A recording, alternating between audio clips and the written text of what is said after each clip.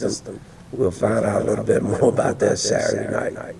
Two more for me, and one would be when will you decide Jamel if he starts or not?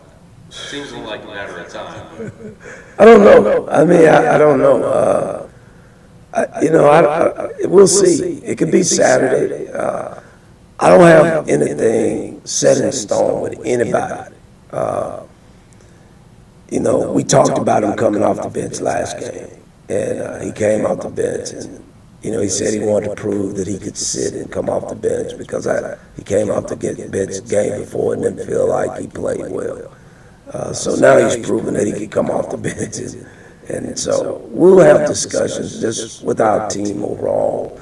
This is a interactive kind of team like never before because we've got a lot of new guys and new guys that we need to perform at any given night. So there's a lot of discussions going on, listening to our players, through our assistant coaches and having one-on-one talks like I have, weekly, simply because, it's a new team, but we don't have time to, kind of allow guys to go through it and figure it out. We got to get on the same page. So, I mean, it could be Saturday. Probably if it happens, no one probably know until the game starts because I'll just try to use that to our advantage. But he's definitely going to play a lot of minutes if he keep on doing the way he's doing. Yeah. And finally, how much of a clarity will you have about Saturday by watching Fresno State against Santa Barbara tomorrow?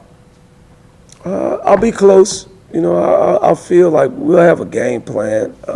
We've been, because not many people play the style he plays, we've had to Google and go to coaching clinics to try to figure out, get prepared.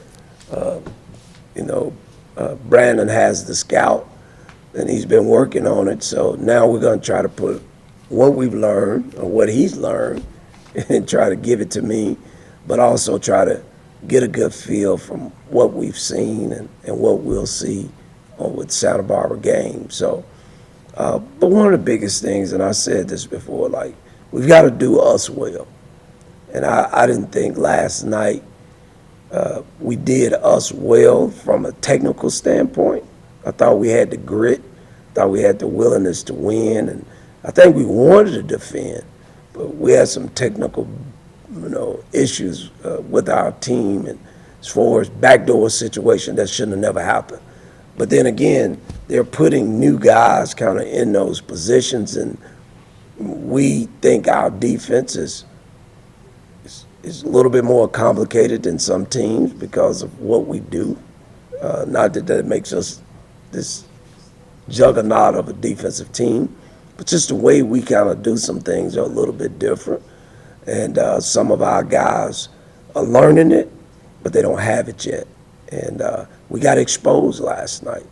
We don't ever want to give up layups, And we had some guys that weren't in the help side, and we had some guys that overpressured to get beat, and they took advantage of us. But the great thing about it, it's a learning for us, and it's better for me. I enjoy it better to learn while winning instead of learn while losing. Good. Thanks, Coach. Appreciate it. All right. Is Coach coming or is she out? Or y'all not doing it?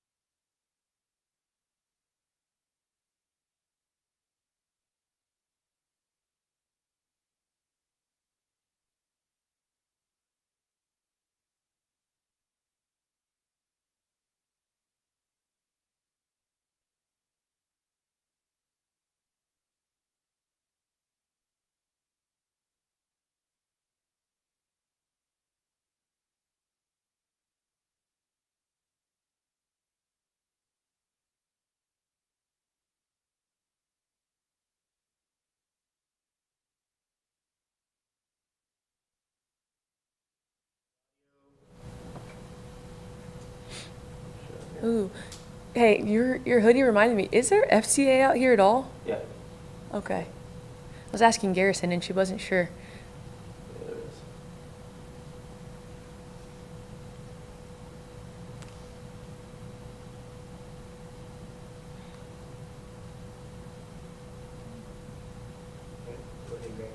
I'm just checking this in the light bus. Okay. All right. You're streaming right now. Awesome. All right, Coach, how would you assess the first two games? Hey, I'd assess we have a lot of room for improvement, and you can only go up from there. And so we've just got to tighten up some things. And we watched a good amount of film this week, and yeah, now we're gonna put it to the test again. Yeah, so what was your message to the girls? 2 losses, and obviously they didn't feel good about the result in any way, shape, or form. Yeah. How do you sort of process that with them? Yeah, I've just explained again that we're just collecting data, and we have to continue to dissect the data and get better. And it's going to be more so about if we'll continue to collect the data and then make the correct changes needed and stay in what we do. I don't need anybody to do anything extra. I just need you to do your job and what I expect of you. When you look at those 2 games and moving forward, do you feel like much of what occurred was inflicted by the opponent or self-inflicted, or where was that number on that? Yeah, I think more of it's self-inflicted. And so as we watch film, I told them everything is fixable. And obviously it's a long season, and so we're going to work through some kinks in the non-conference. What's most important is conference play. But I really need them to lock into our principles in order to be successful. And so I'm excited about the fact that we've played tough teams, though, and I think that'll prepare us more for conference play. Yeah, I mean, 2 really tough teams, that, both 20-win teams from a year ago. Now you go to Utah, and you play 2 teams that are combined 3-1, if I'm correct on that. Your thoughts on those 2 games and those 2 teams? Yeah, they're great tests. They play Utah State, their new staff, they play extremely fast. So they want to have over 90 shots a game, and at least 40 of those be threes. So it's going to be up-tempo, and then they'll press a little bit. They mix in a 1-3-1, but we're going to have to make shots at the rim because I believe that we can do that and get downhill against them and hit open shots, which has been a reoccurring thing. Like, we have to hit shots, open shots. We're getting good looks, and we have to clean up our spacing. But I think they will test us because we need to pass that test of being able to take care of the ball and pass through pressure instead of dribble through it. So we need to pass that, or we're going to keep getting pressed. And then Utah Valley, they're long. They run a 1-3-1 as well, which both teams kind of mix it in, so it works for preparation purposes. But they're long, and they'll push the tempo, and so I think they'll both be fast. Hopefully, high-scoring games for both teams, and we'll have to start to play our random basketball and then execute. And so that's going to be really, really important for us. I just want to see if we can grow in the spacing and the pace and create. Like, my offensive philosophy, I need it to come to life. And we cleaned up some things in film to where we need to play as I envision. And we're going to have to do a better job in all facets of how we want to run this program. And so I think it'll be a really good test for us. And I think they're prepared. They've had a good week of practice. And now it's you have to perform on the road. Well, you mentioned Utah State really likes to push it, but you do too. You like that pace. So what about that? And do you think your girls are, I know you want it. How far along are they with that pace? Yeah, they're like 50-50 with it, and like I never want to see the ball walked up, and so I'm demanding more that we have to break the arc in 4 seconds. Like I need to advance off of a pass or a push, and if you aren't committed to that, then I have to move on to the next person. And I know everyone saw I went with the freshman in the third and the fourth quarter of the Colgate game. I'm going to do with who does their job and plays with the system we are going to build and we're recruiting towards, and that's all I need, because speed is a separator, especially if you lack somewhat in skill. If you can play faster, and get easy ones in transition, then let's do that. Let's take advantage of a disorganized defense. Let's not go against an organized set defense, right? And if we can score in the first 6 seconds when people are unorganized and try to take advantage of mismatches and people lost, we want to do that rather than go against a set defense where they've already had a scheme. Like, that's why the NBA, like, those guys are so successful and they push it. Like, they're playing to concepts. They're not playing to just set plays. And we want to play in space and preferably quickly. So, yes, a very small sample size, but if I'm either one of the teams playing you this week, I see 4 for 32 from three-point range. I think Yeah. 30, 33 maybe. Yeah. So I'm thinking, go ahead, shoot until you can prove it wrong. Yep. Your thoughts on being on the other side of that? Yeah, I mean, I tell them that you should be living in the gym. It's like, for me, if we just lost and I don't go, oh, I'm not going to go watch film, I really hope we beat Utah State. It don't work like that. Like, I have to do more film. I have to find more ways to solve the problem. And just like if you've missed shots, you should be living in here. You should find some time to make it. So it's like they're going to go in. Like, the reps will remove your doubt. So you should be getting all the reps and all the data here so that you can go hit under pressure.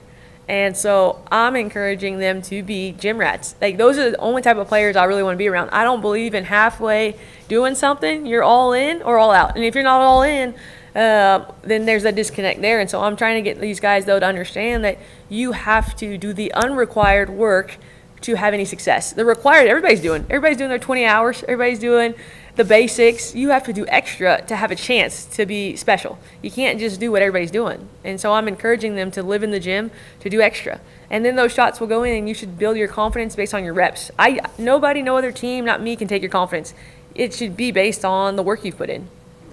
So, your observation of those shots, because are you getting what you want out of the offense? Are we missing open shots or taking bad shots? Most of them, they're just open shots. In space, you have to be able to hit. I told them that's a difference in between all levels, right? You can go up from, I don't care, 3rd grade up to the WNBA, NBA. Like, the WNBA playoffs this year, those players were making shots, tough shot after tough shot. Those games were in the 85 and plus range. And that's the difference between levels, right? In great teams is the shot making. And so when I watch the film and I chart a lot of the shots, our offense is creating wide open shots. You have to knock those down. And rim finishes. Like, even if there's contact down there, like, we teach fakes and playing off of 2 feet and hanging out and playing patient in the paint, and we're not finishing those. And the math that I'm doing, those are 20 plus points, where we would get to the 70, 75 plus I want to average if we would make open shots. So shot making is something I've had a huge premium on since the day I got here. Like, you have to be able to make shots, and especially open ones. If they're created for you, you've got to be able to hit, like, especially at this level. And so everything looks a little bit better, right, when you're hitting shots. But I know what we do works. It's just we have to be able, and it's like, okay, the process is great. I am appreciative of it, and we're making the right reads, but now you have to finish the play, and that's the difference. What did you like the most? What I like the most? Yeah, first 2 games. I like the fact that they fought. I talked to a bunch of my mentors, and they're like, the one thing about them, even if they were down, they kept going. And so that tells me the culture is pretty good, and that they can fight back and have some grit even when it's hard. And I've tried to explain and just keep harping on that this is a seed to me, this team. And right now we're like planted in the soil, and it's dark and it's scary and it's uncomfortable, but everyone has to continuously water it for it to sprout.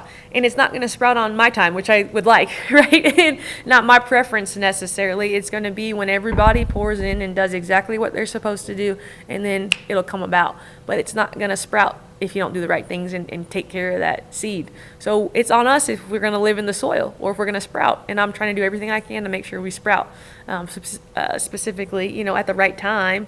But we have to do the right things. Otherwise, I don't think you'll get what you want. You have to do the right things every day.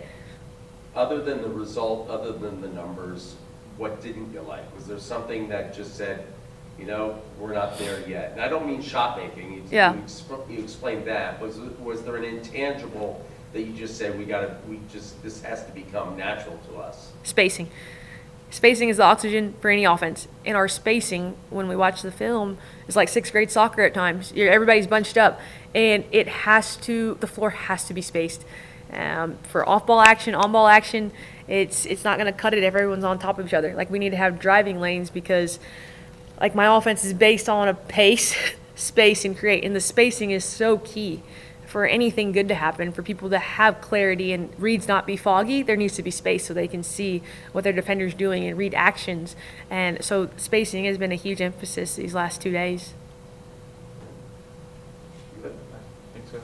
Awesome. Thank you, guys. Thanks so much. Let me get the mic before you Yes. get too far. Yes, sir. Thanks so much. Appreciate your No, time. anytime. I hope you feel better. Thanks, Sean.